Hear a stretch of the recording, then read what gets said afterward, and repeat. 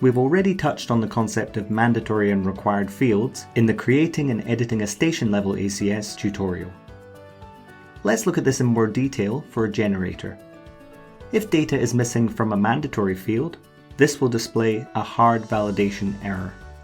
The ACS cannot be saved until the mandatory fields are populated with suitable data.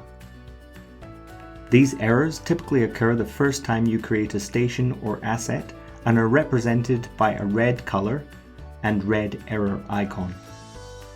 If data is missing from required fields, is outside expected ranges, or there are unexpected characters or information within a required field, this will display a soft validation error. These are represented by an amber color and an amber error icon.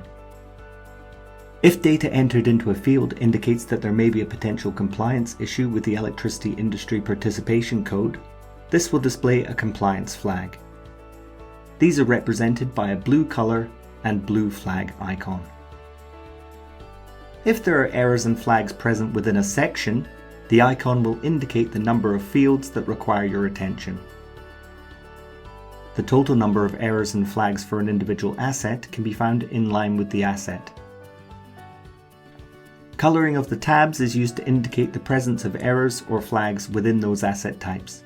Colors are prioritized by severity, so red for hard validation errors, orange for soft validation errors, and lastly, blue for compliance flags.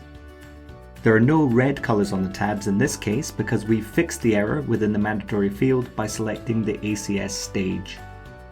The total number of errors for each station and their associated assets can be found on the Statements page. Click Statements on the main menu and the total can be found here.